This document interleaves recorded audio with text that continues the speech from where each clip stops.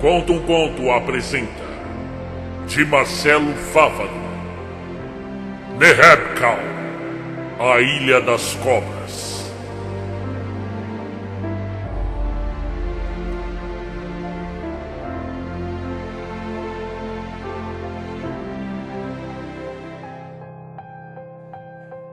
Ora, o que querem dessa vez? Se eu já repeti essa história hoje mesmo no finzinho da tarde. Que pretendem me ver maluco, é isso? Querem minar o pouco que resta de minha inútil sanidade por conta de uma história que eu mesmo estou começando a duvidar? Não fosse o meu pé amputado dentro daquele saco podre, eu mesmo não acreditaria. Pois eu já não repeti que se for pela morte do meu estimado amigo Jonas, ou mesmo daquele sacana do Figueira, podem me levar para a prisão. Qualquer lugar que me levarem, seja aqui nesse hospital, naquele maldito escritório, ou numa cela gelada de um presídio, ou até mesmo no inferno, ainda assim não será o pior lugar que já estive na vida. Eu estou pouco me importando. O Figueira? Dane-se aquele maldito Figueira. É por culpa dele que estamos aqui. Ora, vamos. Coloquem logo essas algemas. Só não me levem de novo àquela ilha. Por Deus, vocês são malucos achando que eu vou voltar para ajudar nas buscas do Jonas. Se querem acreditar, meu depoimento está completo na mesa do escrevente. E vão vocês todos pro inferno. Eu não vou voltar para a Ilha da Queimada Grande. Eu não vou voltar para a Ilha das Cobras. Se eu gostava do Jonas? Que pergunta idiota. É claro que eu o estimava, além do coleguismo que tínhamos no escritório. O Jonas era um sujeito fácil de se gostar, um amigo como poucos podem ostentar dizer. Todo mundo gostava do Jonas, horas. Entre mentes era tímido. Eu mesmo, que trabalhei com ele durante 15 anos na repartição, nunca soubera que era afeito às pescarias. E quem iria dizer? Tão somente o soube por conta do Figueira. O Figueira que me contou. Queres pescar no fim de semana próximo? Ora, e macaco quer banana? Para onde vamos? Guararema? Na Billings? Nada, você tá por fora. O esquema dessa vez é pescar em alto mar. E quem tem barco para isso? O Jonas, pô. Barco bom, do motor duplo. Ele aluga lá em Itanhaém. Acredita que mesmo gostando de pescar, eu nunca o fiz em alto mar? Não sabe o que tá perdendo, cara. Carapau, barracuda, marlinha azul, garopa. Não é essa tilapiazinha que você está acostumado a pegar lá no pesqueiro do Timbaú, disse o Figueira sentando-se ao meu lado. Tem 2 lugares que qualquer pescador precisa se aventurar. O primeiro é no Pantanal, é claro, todo mundo sabe. E logo em seguida vem o alto mar. É fora de série. Você precisa ver. Eu não sei, cara. Eu tenho meus receios. Receio de quê? Vai me dizer que tem medo de passar mal. Deixa de ser mariquinha. Não, claro que não. Eu não tenho enjoos. Disso eu já sei. É que... O quê? Bem, alto mar, mar aberto. Esse barco, ele é seguro? Que pergunta. Imagine se o Jonas vai nos colocar num barco que não seja seguro.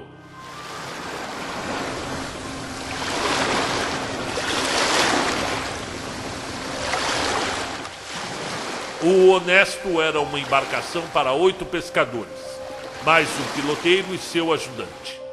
Com seus 25 pés, parecia ser menor do que nas fotos que o próprio Jonas mostrou. O pier na boca da barra, eu confesso que poderia ter uma estrutura melhor. Entretanto, achei que esse detalhe foi irrelevante diante do profissionalismo dos funcionários da Marinha. Tínhamos acordado cedo, antes das 4. E o Honesto já nos esperava pronto às 6 da manhã, quando tomamos nosso último café em terra firme. Confesso lembrando agora que não me sentia muito bem naquele momento. A paisagem, embora exuberante, claro, destoava em contornos sombrios na medida em que a noite vinha se findando para dar lugar ao dia ensolarado que viria logo a seguir. O piloteiro se chamava Nelson Badejo e parecia ser um homem com muita história no mar. Mantinha uma barba acinzentada até quase a barriga avantajada. Não parecia ser um sujeito calmo, apesar de demonstrar simpatia ao falar conosco. O roteiro é completo. 12 horas. Voltamos ao anoitecer. Eu levo vocês onde tem mais peixes. Após a Ilha das Cobras. São R$ 800. Vocês podem dividir em até 8 pescadores. Disse antes mesmo da gente embarcar. Só estamos em 3? Respondeu Jonas, tirando seus equipamentos de pesca de dentro do carro. O mínimo que posso fazer é 500. E a privada do banheiro do barco não funciona. Devolveu o piloteiro, fazendo sinal para o seu ajudante, que enrolava um cabo no conversa. Pô, siberiano, deixa essa corda aí. Eu já falei que não é para enrolar assim. Siberiano era um sujeito muito magro, com a pele muito morena do sol, debaixo de um boné carcomido, assim como a regata amarela, com o olhar que, sinceramente, me incomodava. Tinha o rosto encaveirado e os olhos amarelos. Era jovem, mas os dentes pareciam de um ancião, tão podres que eram. A princípio mostrou-se quieto, mas bastou que fechássemos a viagem e o barco ter deixado a foz do Itanhaém para que ele se mostrasse um péssimo companheiro de viagem. É uma porcaria essa sua vara. Coisa da China, tiozinho. Esses comunas mal sabem fazer um pedaço de pau com uma cordinha na ponta. São os miseráveis enganadores. Pigarreava de lado. Esse barco tem GPS? Perguntei para o Figueira. Olha lá, Badejo. Ironizou o siberiano em cima do mastro. O novato aqui perguntou se temos GPS. O piloteiro, que mascava fumo na cabine, sorriu.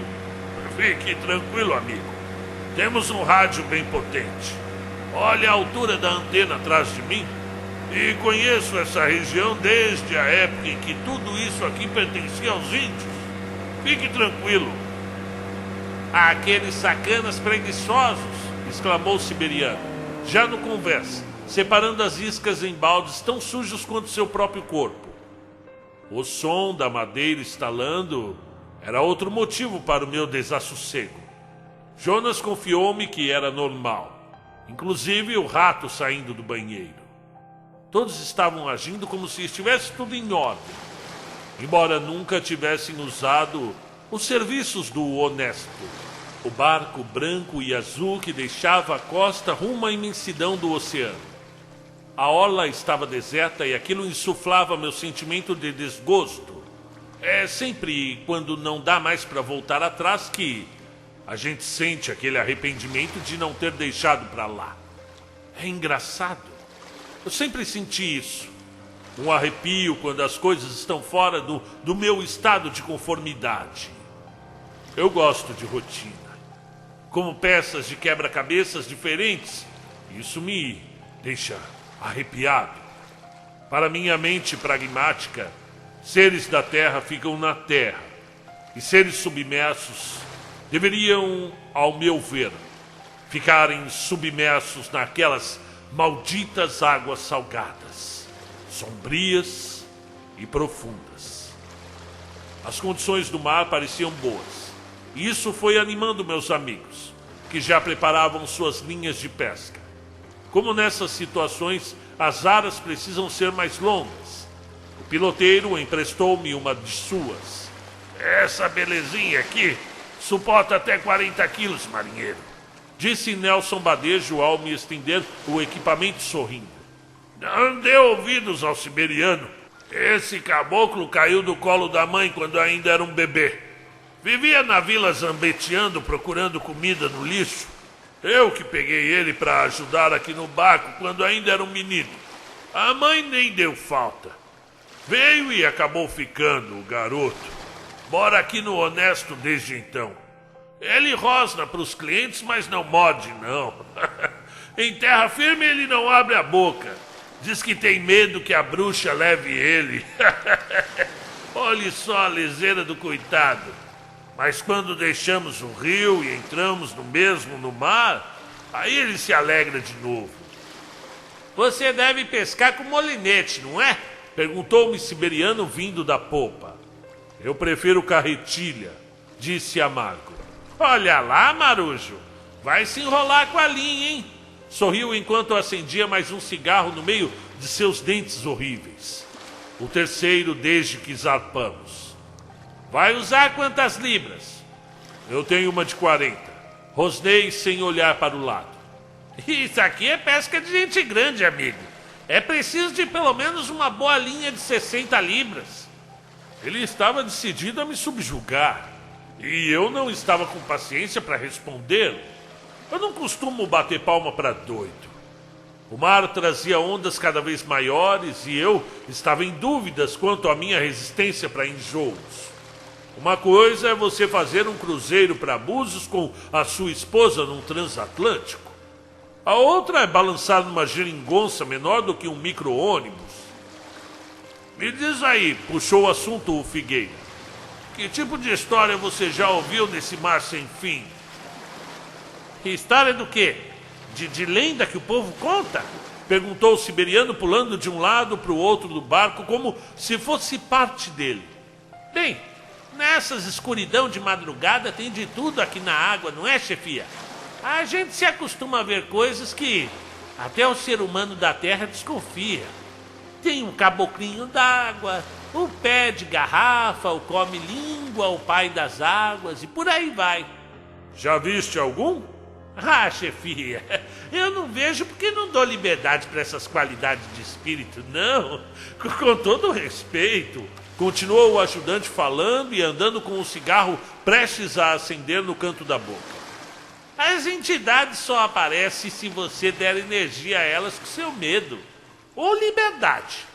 E eu não sou homem de ter liberdade com essas coisas. E também não tenho medo de nada que ande debaixo dessas águas, não. Só de bruxa, então, soltei sem olhar para ele. Como é que é? Disse o homem descendo num pulo de cima da cabine, onde amarrava a corda no mastro. Em um segundo vi o seu facão a 2 centímetros de minha garganta. E o olhar do sujeito tinha todo o ódio que um homem poderia carregar. Repete o que disse! Ordenava com o facão apontado. Siberiano, larga essa faca, menino! Gritou o velho piloteiro sem tirar as mãos do timão. Vamos, pare de amolar o amigo. Ele está certo, você morre de medo de bruxa. Chega a molhar a cama quando falam dela. O ajudante parecia ter sido golpeado de ponta a ponta do seu corpo com um pedaço de arame pontiagudo. Demonstrou em seu rosto humilhação e dor. Fixou bem o olhar em mim e tratou de sumir no conversa, indo para os aposentos inferiores da embarcação. Ele te machucou? Perguntou sorrindo o capitão. Não? Que bom. Ele não iria te machucar de forma alguma. Como eu disse, é um bom garoto. Mas o senhor não deveria ter falado da bruxa para ele. Essa história mexe com os nervos desse rapaz, vai entender. A fala do piloteiro experiente era mansa e me fez pegar respeito por ele ao longo do dia que vinha se firmando bonito. Um velho que, segundo dizia e repetia, tinha sido feito para o mar. O peixe nasceu para ser peixe, amigo. E eu nasci para ser pescador. Se todo mundo no mundo fizesse o que nasceu para fazer, teríamos um mundo com menos desgraça. Concorda? Já havia me acostumado a responder-lhe que sim, pois a cada fala do velho ele emendava num fático concorda. Mas de fato algumas pessoas nascem para determinadas tarefas. E eu definitivamente não havia nascido para o mar. A vida no mar é mais calma, apesar desse sacolejar todo. Aqui eu mando e ninguém vem me importunar, disse o velho ainda mascando fumo. Eu nunca parei num domingo, sabia? Nunca comemorei Natal ou coisa do tipo. Feriado pra mim é quando a tempestade não deixa ninguém zarpar. E como o senhor sabe onde tem peixe? Perguntei, incentivando a conversa. O peixe... Bem, o peixe tem hora que você escuta ele. Basta ficar em silêncio e prestar atenção. Surpreendeu Nelson Badejo, enquanto tocava o honesto ao sul, com seus braços fortes e escuros, contrastando com os volumosos pelos brancos no braço. Navegamos por mais alguns minutos, até que o continente fosse apenas uma linha escura no horizonte. Ao sudeste, uma ilha de tamanho médio foi se tornando cada vez maior, até que eu pudesse definitivamente definir aos meus olhos sua geografia aproximada. Bela ilha, apontei. Aquela? Disse Siberiano, descendo do teto da cabine em sua forma trapezística que já estava nos acostumando. Você disse bela? Com certeza não vai querer pisar nunca naquele pedaço maldito de terra. Vai por mim. E por que não? O que tem lá de mais? O rapaz sorriu. Tornou a tirar uma casquinha comigo, até finalmente parar quieto, olhando para as duas montanhas que se formavam à nossa frente. O capitão piloteiro veio chegando. Aquela é a Ilha da Queimada Grande, chefe. Ah, a Ilha das Cobras. O lugar mais perigoso da Terra, confirmou o siberiano. Num naufrágio é melhor ficar abraçado a um pedaço de pau até a Antártida do que ir pedir ajuda nesse pedacinho do inferno. Vai por mim. Era bonita de longe e sequer dava a mínima impressão de ser um local hostil. O capitão tratou de desviar da ilha, continuando sua trajetória ao sul, para enfim, depois de 40 minutos a todo vapor, ir paulatinamente diminuindo a velocidade, até parar de vez. Estávamos os três amigos, mas o ajudante a bombordo. É aqui, disse, travando o timão para jogar a âncora. Sintam-se à vontade de jogar seus equipamentos, disse, travando o timão para descer a âncora. Sintam-se à vontade de jogar seus equipamentos. E assim foi. Era o nosso momento de diversão. Para quem gosta disso, sabe do que eu estou falando? Pescar é encontrar com Deus. Com o Deus que você traz dentro de si. Pelo menos é o que eu acho. E no mar, então, a sensação era outra, com certeza. Senti-me um tolo por ter tido medo antes.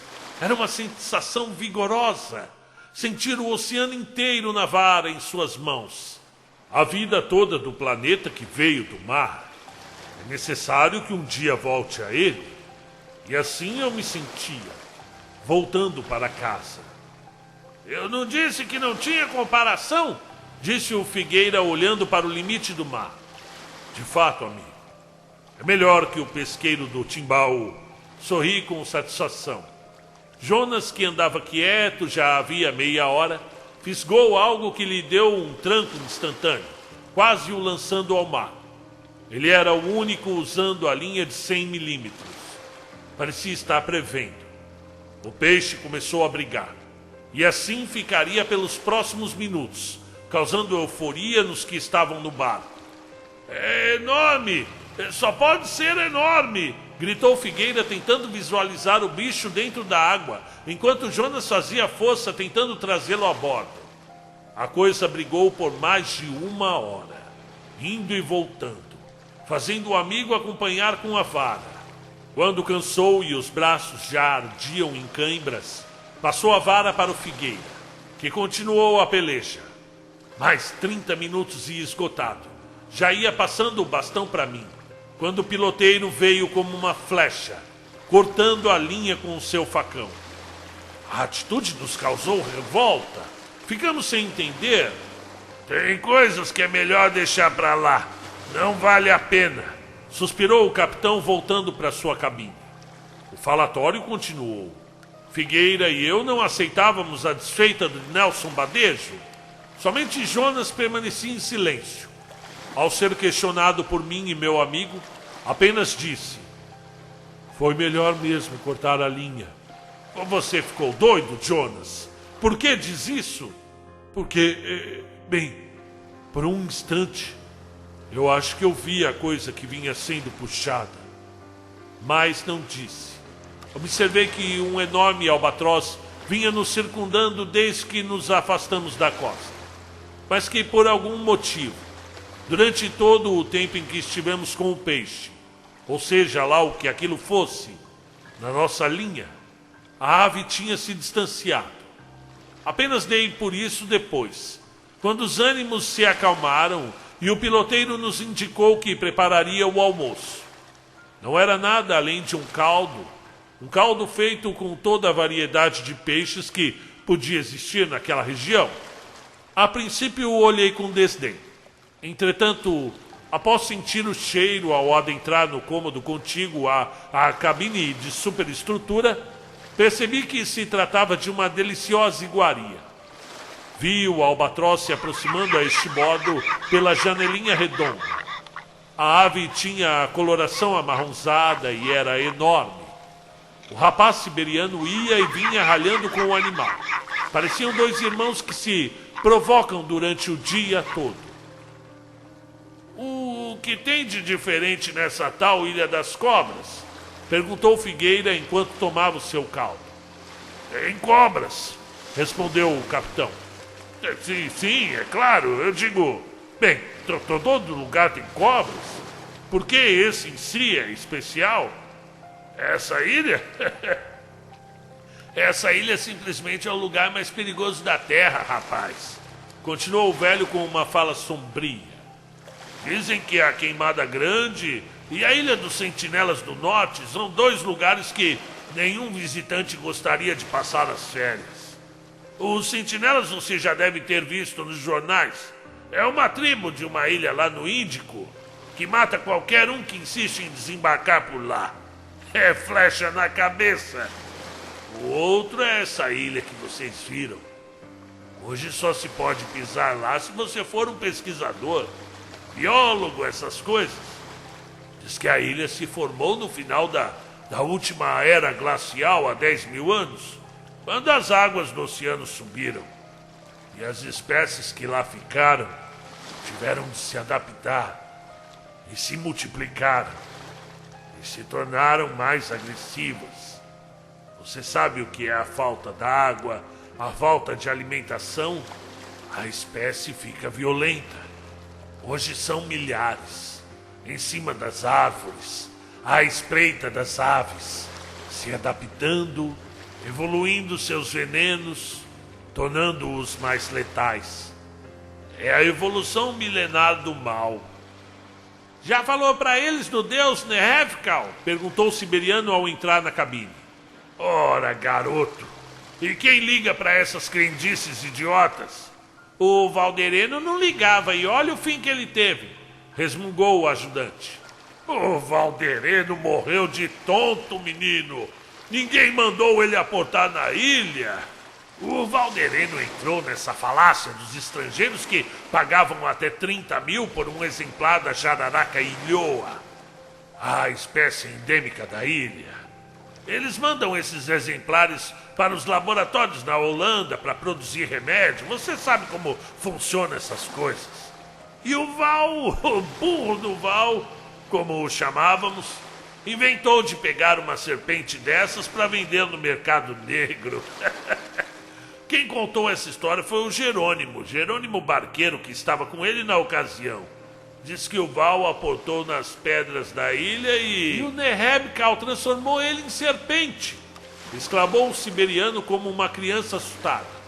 Esse menino ouve histórias e fica depois impressionado.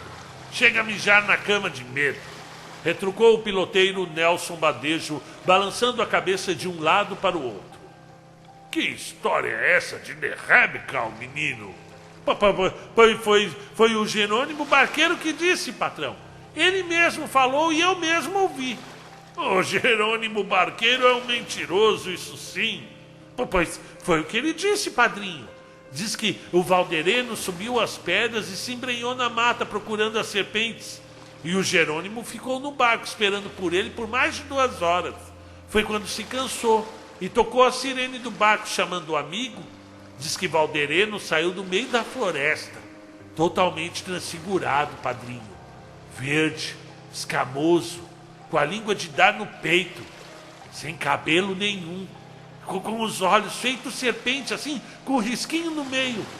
O Jerônimo tratou de zarpar dali, feito o diabo quando vê a cruz. Deixou o bicho homem cobra para trás. E quem te falou do Deus Cobra, menino? Ah, isso eu mesmo descobri no livro de história que deixaram aqui no barco uma vez. Aquele professor pescador, o Nehebkal, é o Deus Serpente. Ele guarda a entrada do mundo subterrâneo. Está vendo por que eu não te mandei para a escola, menino? Para você não ficar repetindo essas baboseiras dos livros. Ele vê esses desenhos estranhos e acredita em tudo.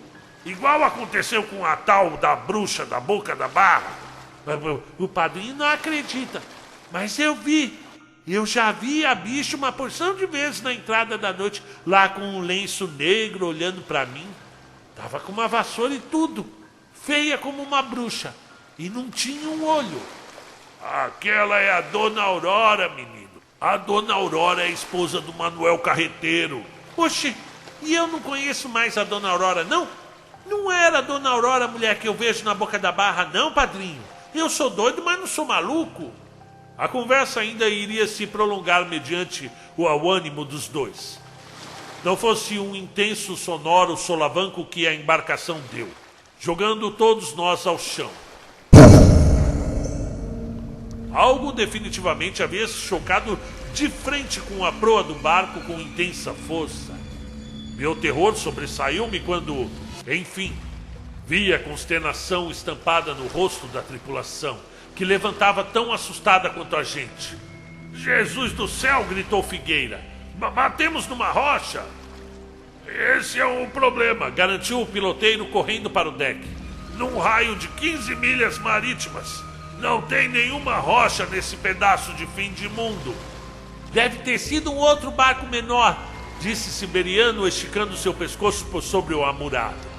Nós vamos morrer, gritou o maldito Figueira desesperado. Calma, rapaz. Ninguém vai morrer no meu barco, estancou o capitão. Seja lá o que acertou o casco, não está mais aqui, disse esticando a vista de olho na linha de flutuação. E de fato, nada. Nem uma madeira velha, ou um bote à deriva, nem mesmo uma carcaça de baleia batera no honesto. Ainda fizemos a volta. Passamos bem devagar onde o navio se chocara. Nenhuma ocorrência. Nenhum banco de areia. Nada que fizesse uma embarcação daquele tamanho dar violento tranco daqueles. Figueira conseguiu se acalmar, mas o Jonas permanecia em total introspecção, olhando o mar do bico da proa. Ajustava de tempos em tempos seus óculos, os óculos redondos em sua cara redonda de homenzinho baixo que era. Jonas parecia procurar algo entre as águas, mesmo antes do encontrão que a embarcação sofrera. A coisa que fisgamos, disse por fim. Ela veio se vingar. Ora, deixe de falar besteira, respondi. Onde que um peixe conseguiria levantar esse barco desse jeito? Aí é que está. Eu não sei bem ao certo se era um peixe. Bom, você sabe que não tem baleias aqui nessa região. Ainda mais nessa época do ano. Você sabe, não sabe? Não era uma baleia. Nem nada que eu já tenha visto ou ouvido falar, suspirou Jonas imóvel sobre a borda. E novamente eu percebi que o albatroz marrom havia se distanciado. Olhei em volta e não o vi. Interpretei como um mau sinal. O tempo que até então vinha ensolarado começou a virar rapidamente por volta das 14 horas. Olhei preocupado para o céu. Tinha dúvidas quanto à possível avaria causada pelo impacto ao casco do honesto. Mas Nelson Badejo nos acalmou, dizendo que não viu nada que pudesse ser visto como um dano ao casco. O tempo continuava escurecendo às nossas vistas. Pedi que retornássemos à costa. Jonas e Figueira endossaram o pedido. O capitão informou que faria nossa vontade, mas que não poderia devolver o dinheiro. Estando de volta em terra firme é o que importa, pensei. A âncora fora levantada, e naquele momento começaram a cair grossas gotas d'água. O céu já se pintava de preto por completo, e a maré já dava indícios de estar sob a influência dos fortes ventos que chegaram do norte. Olhei assustado para o piloteiro, e este devolveu o olhar, porém de confiança.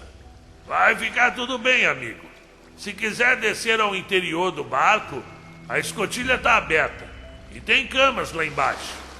Nesse momento, o siberiano subiu as estreitas escadas vindas do interior da embarcação aos berros.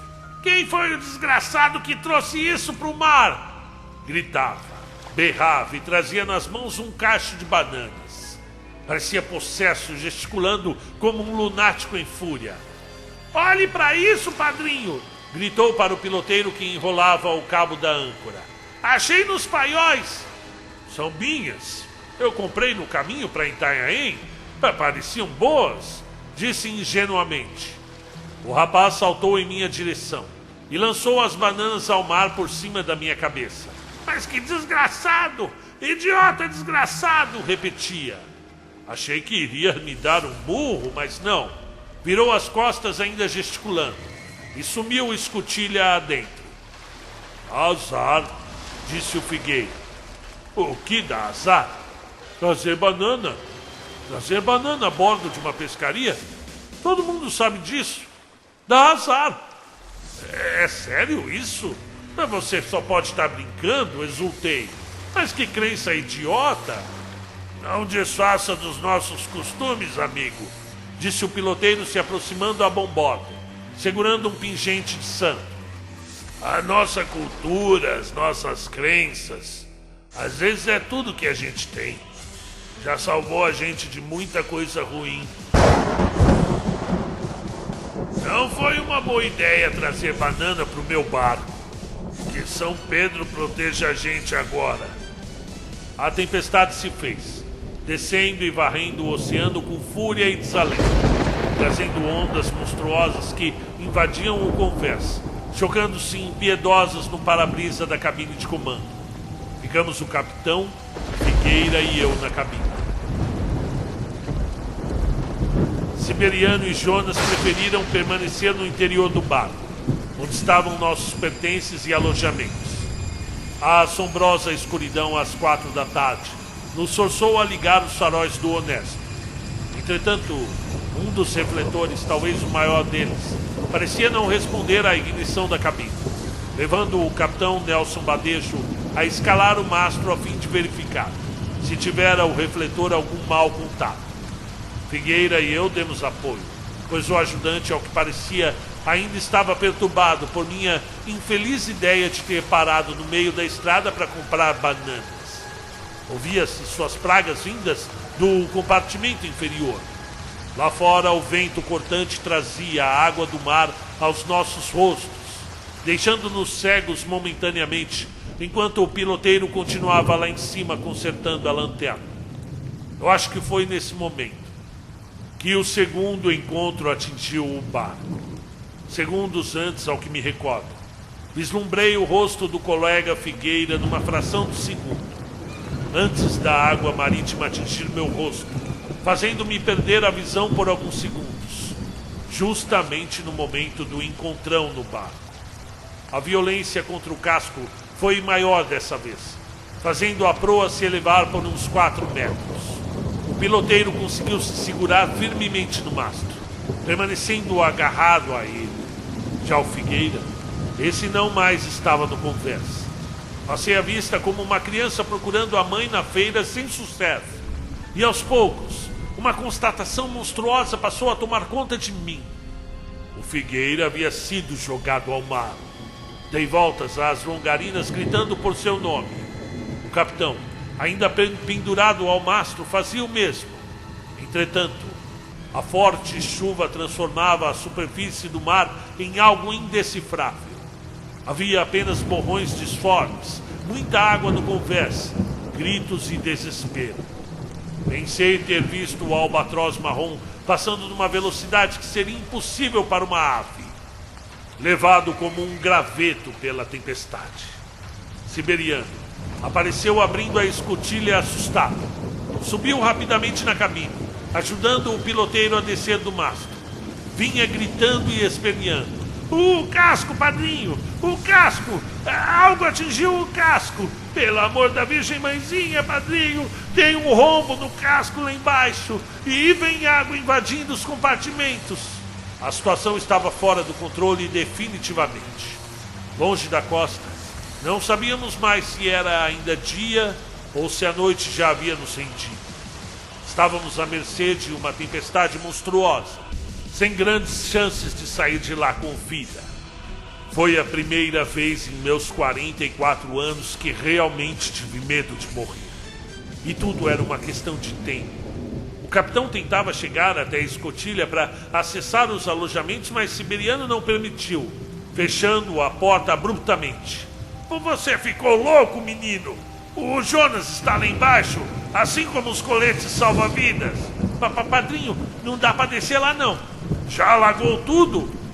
Tem uma coisa esquisita acontecendo lá embaixo, padrinho.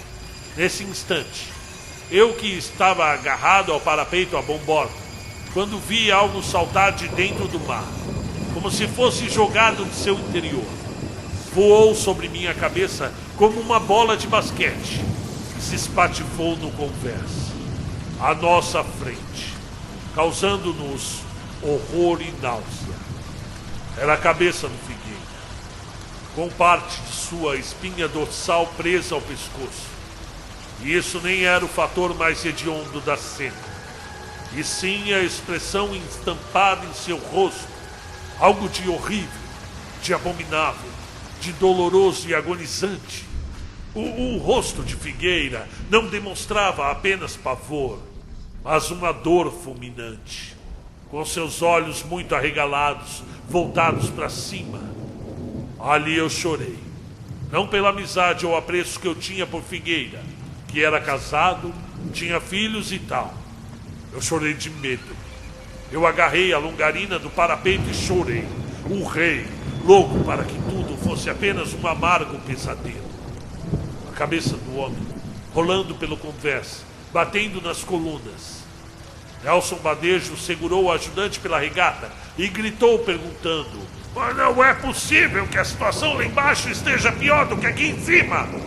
Padrinho, disse o rapaz trancando a escotilha. "Está pior. Pelo amor de Deus, homem, abra logo essa comporta ou o Jonas vai morrer lá embaixo."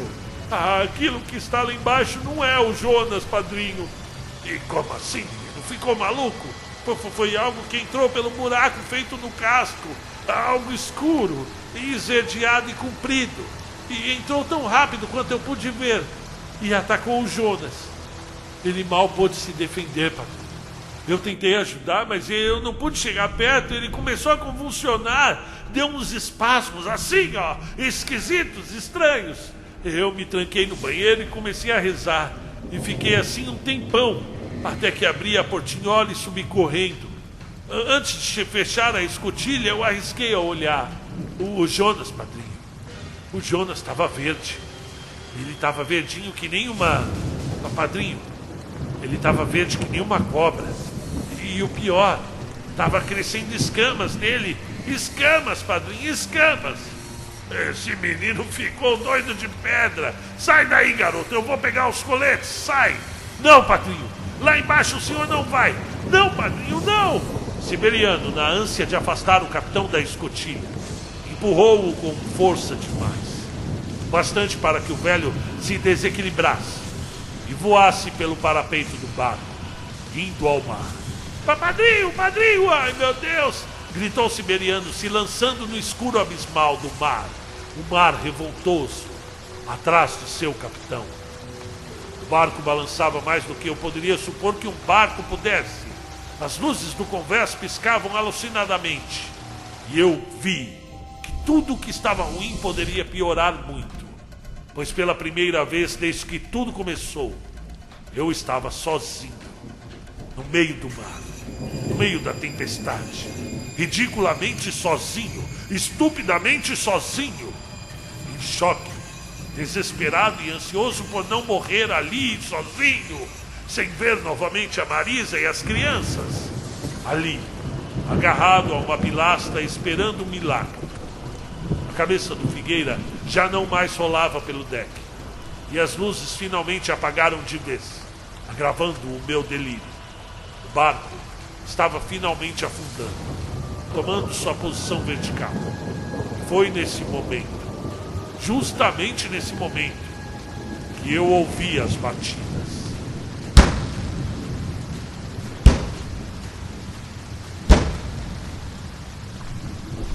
As terríveis e pungentes batidas que vinham da escotilha. Era Jonas. Com muito esforço consegui me levantar, ainda escorado na pilastra de madeira do deck. Precisava ajudar o Jonas a sair de lá de dentro. Quem sabe juntos conseguiríamos nos salvar usando os coletes. Dei um passo e estanquei, diante de mais uma batida vinda da escotilha. Jonas era um homem frágil, pequeno, dos braços finos. Era impossível para ele esmurrar uma porta de ferro com aquela força.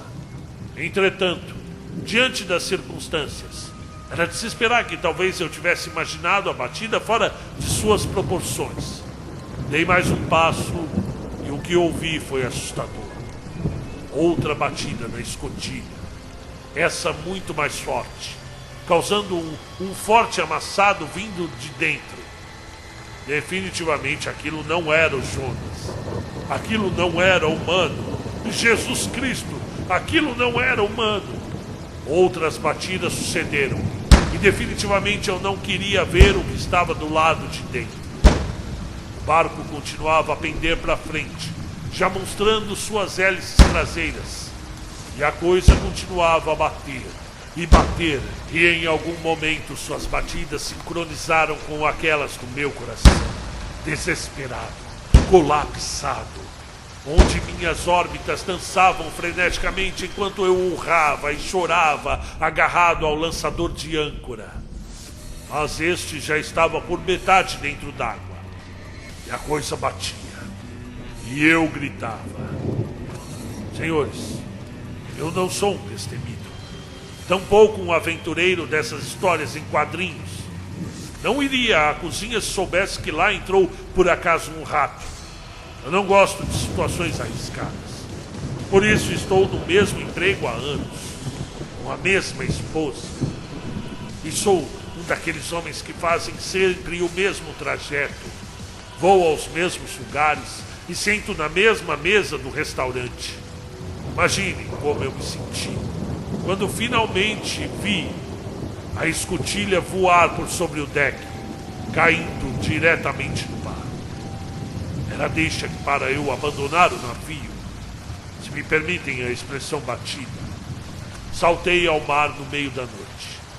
Não saberei dizer a hora, tampouco a localização, e mesmo se me pagassem, eu não voltaria lá para mostrar.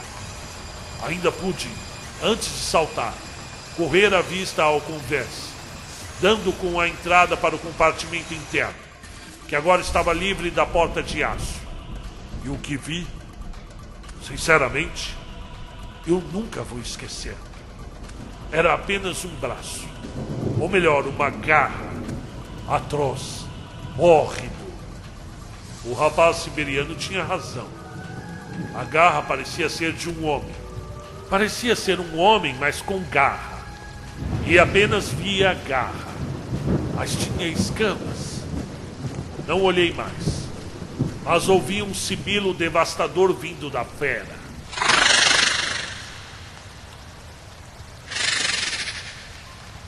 Eu acho que eu saltei em falso, pois ao cair no mar bati a cabeça. Talvez no próprio casco que vinha saindo da linha d'água, preparando-se para o naufrágio. Depois disso, nada mais vi ou ouvi por alguns minutos. Lembro-me apenas de, nas próximas horas, ter experimentado flechas. A vaga sensação de estar sendo puxado por algo ou alguém. Sim, definitivamente era alguém trazendo-me ao encontro de uma tábua que tivera sido do finado honesto. Essa pessoa me amarrou ao tronco. Sabe-se lá Deus como. E ali ficamos. Ora eu desmaiando, ora delirando. E quando por fim acordei, dei graças ao que vi. Estávamos na costa. Chorei de emoção. Ao meu lado, o meu salvador, Siberiano, o ajudante. Mas a sua face não era de alegria por ter chegado à costa. Ele estava em pânico. Amaldiçoava a sorte e demonstrava profunda consternação por estarmos ali, à beira do Monte Rochoso. Estamos salvos, gritei. Graças a Deus estamos salvos. Não estamos na costa, seu desgraçado de merda. Quem dera se estivesse. Eu havia entendido. Estávamos à beira do lugar mais perigoso da Terra. E seria 1000 vezes melhor ter afundado com o honesto. Era a Queimada Grande. Era a Ilha das Cobras. O dia estava amanhecendo e eu definitivamente já não sentia mais os meus pés. O frio era desesperador. E com muito esforço conseguimos encostar no paredão, aquele paredão rochoso que dava início ao tormento que passaríamos pelos próximos 2 dias. Era preciso se agarrar aos poucos arbustos que ali permitiam nossa subida. Ou desembarcávamos na ilha, ou morreríamos de hipotermia em mais algumas horas. Não havia outra opção. Ganhei alguns arranhões, principalmente nos joelhos, ao escalar os primeiros 20 metros da rocha. Siberiano veio logo atrás, e com mais desenvoltura, pulou por outro caminho como um tigre, e logo me ofereceu a mão para me ajudar. De fato, o rapaz tinha agilidade, embora ela fosse prejudicada quando estava em terra firme. Está vendo? Eu sempre digo que não presta trazer banana para a embarcação. E o que vamos fazer agora? Perguntei aflito. Agora, chefia? Agora é torcer para não topar com as jararaquilhões. E olha que elas são apenas a espécie mais numerosa. E tem outras tão perigosas quanto, para mais de 20.000. A pergunta era simples. O que aconteceria primeiro? O resgate ou a mordida fatal? O final desesperador, tremendo de dor enquanto o veneno invade e destrói suas células. E você, com o rosto caído no chão úmido de terra, observa o olhar vitorioso da serpente, exultante, voltando para o topo da árvore em busca de sua próxima vítima. Ali você vai babar no chão. Vai sentir espasmos musculares que vão te fazer lembrar de outras vidas e se arrepender de ter nascido em todas elas, para enfim morrer todo retorcido. Permanecemos a manhã toda na pedra, local onde aparentemente as cobras não iam. Parecia simples. Era só não adentrar na vegetação e aparentemente tudo ficaria bem. Foi o que tentamos fazer. O que não esperávamos era uma manhã de sol abrasador. Não é comum naquela região temperaturas acima dos 38 graus. Mas naquela pós-tempestade, o sol ardeu como se quisesse nos matar. Antes das 9 da manhã, já havíamos perdido bastante líquido em suor. Logo, a desidratação nos afetaria seriamente. Eu havia perdido os sapatos e a rocha quente nos queimava os pés e as mãos. Meu companheiro de naufrágio havia perdido a regata e restava apenas com um trapo que um dia fora seu short. Eu também tinha perdido minha camisa e estava apenas com uma calça jeans toda rasgada. Nenhuma faca ou pedaço de corda. Nada que pudesse nos ajudar contra as serpentes. Jesus, esse sol vai nos matar, disse enxugando a testa. Tem uma sombra debaixo daquela árvore, apontou o rapaz. E precisamos procurar água, senão vamos desmaiar logo logo. O dia prosseguia, sem que nenhuma embarcação passasse no horizonte. A ilha possui um farol em seu topo, a uns 200 metros de altitude, porém do outro lado dela. Seria preciso atravessá-la para chegar à única construção da Queimada Grande. Entretanto, pouco adiantaria, pois o lugar é desabitado, vocês sabem. A ilha toda é desabitada desde quando deixaram uma família aqui cuidando do farol. E quando voltaram trazendo os mantimentos semanais, todos estavam mortos.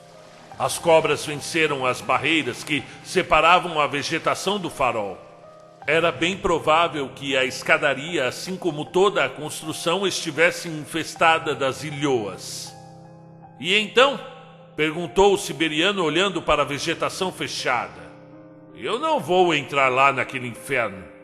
Precisamos de água, tiozinho. Continuou o rapaz se levantando. Não há nascentes na Queimada Grande. As próprias serpentes se hidratam com a água da chuva, presente nas folhas. E assim faríamos também. Teríamos de beber parte da água caída no dia anterior. Uma hora ou outra, teríamos de enfrentar as árvores carregadas de cobras. Mas não seria ainda naquele momento. Eu não era um herói. Nunca banquei o herói. Eu acho uma besteira essa necessidade que as pessoas têm de criar fantasias ridículas em suas mentes para disfarçar suas vidas medíocres. Por quê? Todos querem ser indianas num mundo onde quem banca o herói na vida real sempre se dá mal. Eu sou contador na firma. Eu gosto de ser contador. Sempre quis ser contador. Eu não tenho vocação para crocodilo Dundee. Imagine se um contador iria entrar naquela mata. O dia transcorreu enquanto eu sonhava com aquele caldo de peixe do piloteiro Nelson. Num canto, tentando se esconder do escaldante sol, Siberiano tentava cochilar deitado na pedra. Impossível. Mesmo com sua pele morena escura das andanças pelo Atlântico, doía-lhe o corpo e a pele. E a insolação já ocupava sua sanidade já abalada pelo naufrágio. Tentei distraí-lo. Eu comeria um boi se pudesse. Meu padrinho sabe preparar uma língua de boi que parecia coração de frango bem temperadinha. Você conseguiu encontrá-lo no meio da água quando saltou? O rapaz sentou-se. Pareceu enxugar as lágrimas no rosto e respondeu. Eu queria proteger o padrinho. Ele não acreditou. Tadinho do meu padrinho, não foi minha culpa. É claro que não, garoto. Foi um acidente. Você não tem culpa de nada. O dia passou. E após as 14 horas a maré começou a subir, tornando nossa estadia naquelas rochas cada vez mais perigosa. As vagas começaram a bater na costa com violência, ensopando-nos e deixando a rocha mais escorregadia. Estava cada vez mais clara a necessidade de deixar o local.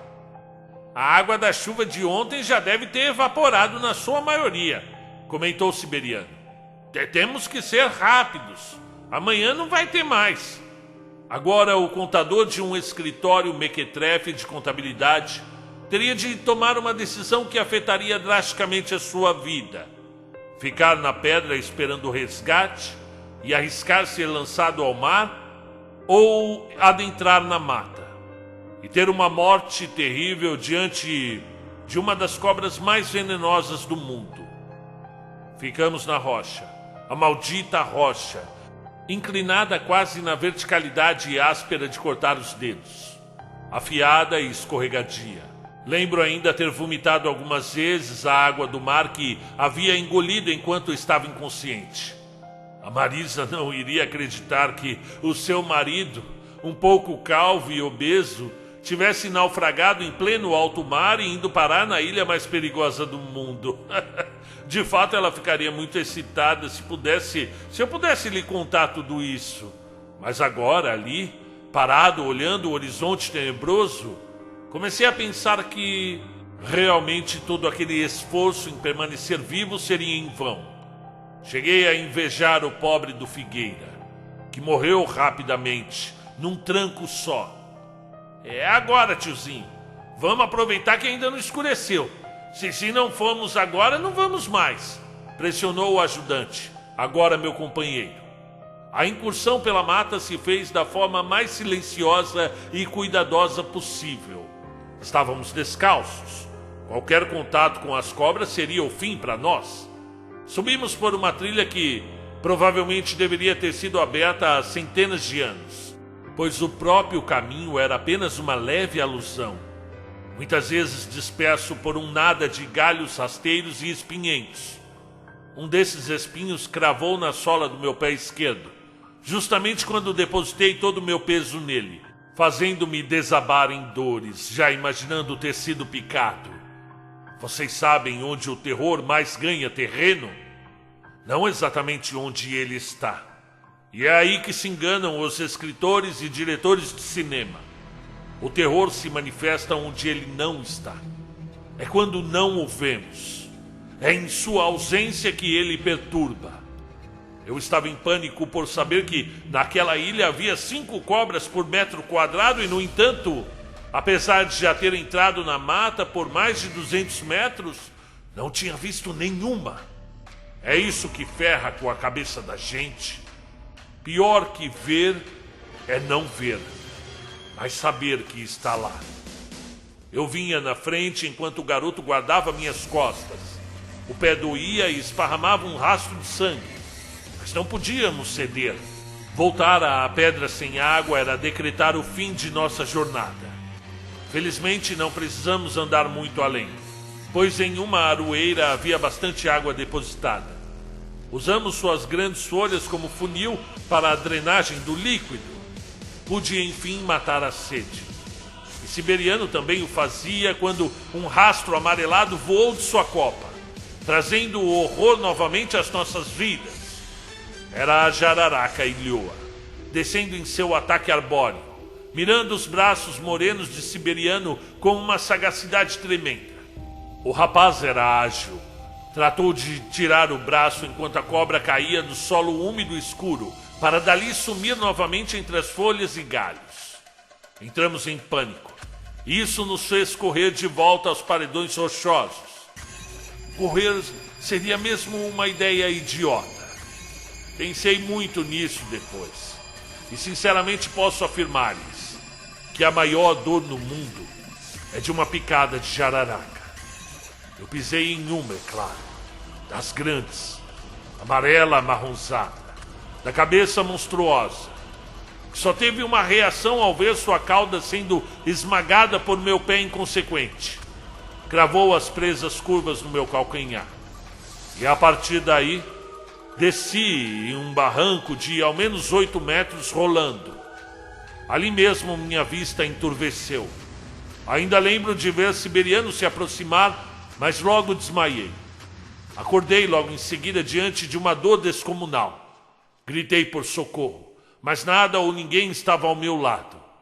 Meu companheiro vinha descendo o morro com 2 folhas nas mãos. Dera-me uma para que eu bebesse, e outra usou para lavar meu ferimento. Chupa esse veneno, pelo amor de Deus! Onde você viu isso? Num desenho? Não adianta chupar, nem cortar, nem fazer torniquetes. Você não teve aula de biologia, não? E você teve, por acaso? Claro que não, mas eu li os livros que deixaram no barco. Você precisa tomar água, muita água. E precisa do antídoto. E você está vendo algum anjo pesquisador do Butantã por aqui, garoto? Gemi de dor e ódio. Calma, tiozinho. Fica quieto, senão vai perder a perna. Eu vou buscar mais água. E a partir dali, a dor do veneno correndo em suas veias fizeram-me delirar por alguns momentos. Perto de anoitecer, consegui me sentar e, observando o mar, distingui um pedaço de madeira boiando próximo ao paredão. Nele tinha algo brilhando na luz fraca do sol que já vinha sumindo no horizonte. A fome já nos desesperava, e ali vi com profunda emoção o meu cacho de bananas preso à madeira. Foi Siberiano quem saltou ao mar e voltou com o cacho cheio. O milagre da banana a bordo iria nos salvar. Sorri ao meu novo amigo, que antes de chegar onde eu estava, já descascava a segunda banana enfiando-a na boca. Filho da mãe, desgraçado tiozinho, e não é que suas malditas bananas vão salvar a gente? A noite se fez e tentamos acender uma fogueira com galhos recolhidos por meu amigo Salvador. Como chovera um dia antes, a madeira ainda estava úmida e não conseguimos esfregar os galhos o bastante para fazer fumaça. Não é tão fácil quanto mostram nos filmes. O veneno corria enquanto meu pé ficava roxo e depois preto. Tudo estava perdido. Mas, senhores, nada daquilo ainda havia chegado ao limite do horror que um homem pode presenciar. Vocês podem dizer que o que eu vi e ouvi era efeito do veneno, e eu concordaria se o próprio siberiano não estivesse lá para atestar o que presenciei. Quando a lua saltou da linha d'água para iluminar a Ilha das Cobras, eu comecei a ouvir algo bem incomum para um lugar desabitado. Mas que droga é essa? Perguntei. Olha, tiozinho, parecem tambores batendo.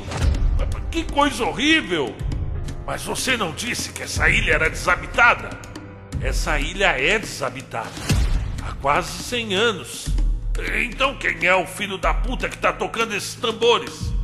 Sentimos da rocha onde estávamos um rastejar de seres. As serpentes estavam vindo nos buscar. Vinham descendo os morros atrás da gente. Dava para sentir. Dava para ouvir seus sussurros malditos, seu rastejante movimento. A lua já estava alta e refletia em seus dorsos amarelados, odiosos, sinuosos e brilhantes. Elas vinham e já não se podia fazer nada. Saltar ao mar revoltoso seria morrer esmagado de encontro às pedras novamente. Foi nesse momento que as cobras deram passagem a eles. Provavelmente responsáveis pelos tambores malditos. Vinham descendo pela mata, emitindo um canto que, com certeza, não era humano. Um sibilo melodioso acompanhava a comitiva que descia a montanha. Entretanto, não pareciam caminhar na descida. Deslizavam, produzindo um som rastejante que inundou a nós dois de repulsa e medo. Permanecemos abaixados na pedra onde por ora não éramos vistos. E de lá, com muito horror, observamos homens metamorfoseados em serpentes, com línguas horrendas que desciam pelo pescoço, chegando aos seus peitorais escamados. As cabeças, maiores que as de um ser humano, não possuíam pelos ou orelhas. As bocarras, enormes, pareciam sorrir, prosseguindo em seu ritual animalesco. De repente pararam e abriram espaço. E de trás, vindo coberto por um manto, o que parecia ser o líder deles se mostrou. Maior que seus escudeiros, com a pele verde, porém mais clara, como que brilhasse na escuridão.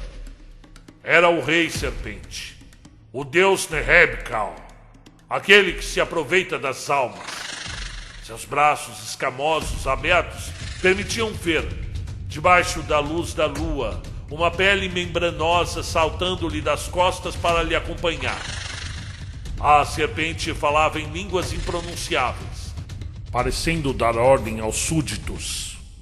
Até que todos pararam e de cima da montanha trouxeram os dois prisioneiros. Eram como eles, feitos serpentes, mas não se comportavam igual. Eram trazidos ultrajados até pararem diante do poderoso Nehebkal.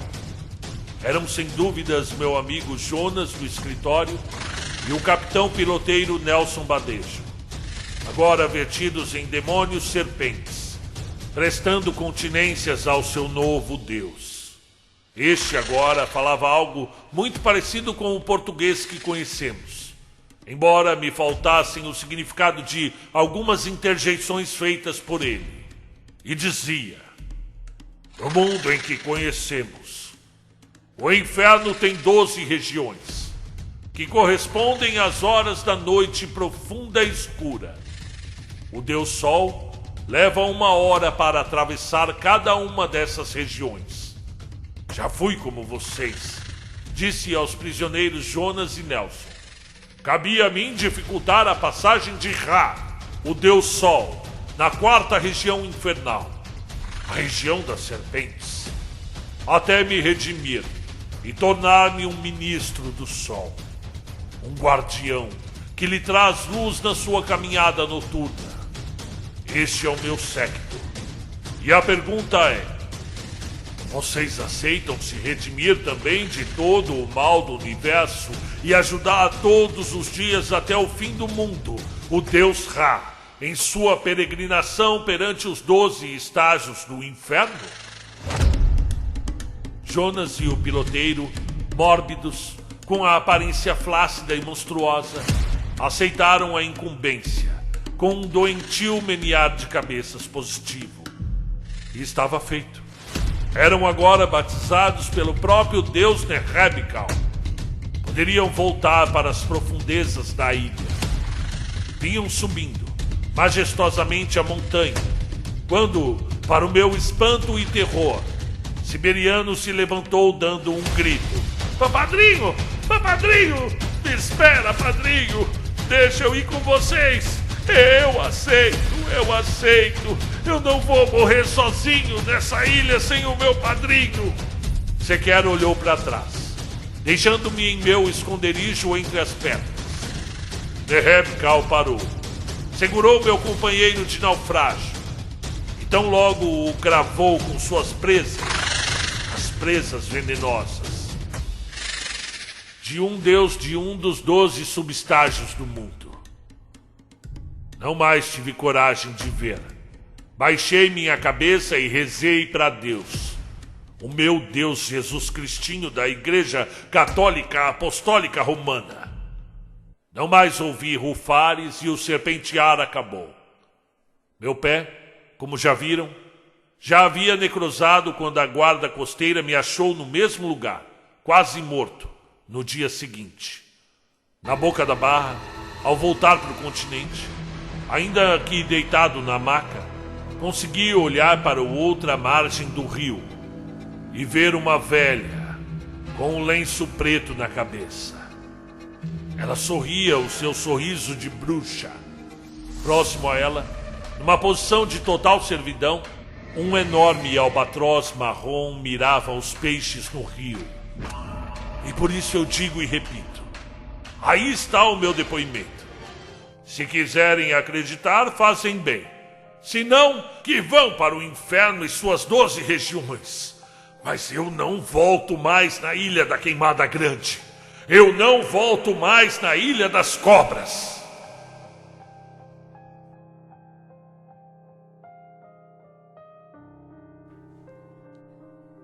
Fim do conto. Muito bem, sejam bem-vindos. Esse é um conto autoral. Eu escrevi agora em meu momento de férias, onde eu estava isolado numa casa no litoral, numa praia um pouco deserta. E aos fins de tarde, quando todos já iam embora da praia, eu colocava a minha cadeirinha e ficava olhando para a Ilha da Queimada Grande, já quase no horizonte, e escrevendo sobre ela, ok? Eu fiz algumas pesquisas e é claro que romantizei, aumentei, para dar o artifício necessário, a ambientação necessária para a narrativa, né, para a ficção, ok? Já que hoje em dia o perigo dessa ilha ele é mais do caso das ilhoas serem extintas pela a caça ilegal, a predatória desses piratas que muitas vezes aportam por lá tentando exemplares para venda no mercado negro, do que o perigo de você realmente ser atacado numa ilha dessa, né? É claro que é preciso de muito cuidado, né? Você vai, mas só quem pisa lá é quem já está avisado, vai com equipamentos de proteção, são biólogos, são pessoas que têm autorização para fazer suas pesquisas num local desse de profunda importância biológica.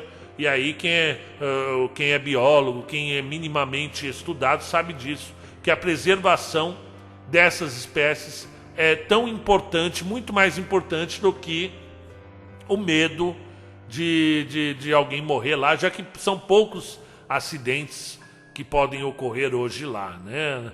seria basicamente esse de um eventual naufrágio e um pescador ou alguém desavisado, né, que tenha pisado nessa ilha, né? Inclusive, essa lenda da família que morava lá no Farol, que cuidava lá nos primeiros anos do século XX, do século passado, dizem que é fake, dizem que não ocorreu a morte de toda essa família, não, como dizem, né?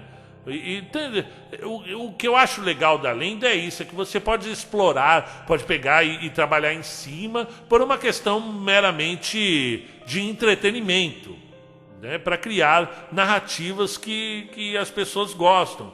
Porém, quando você pega uma lenda, uma conspiração e começa a levar isso a sério, aí eu acho um pouco, aí eu acho até perigoso, né?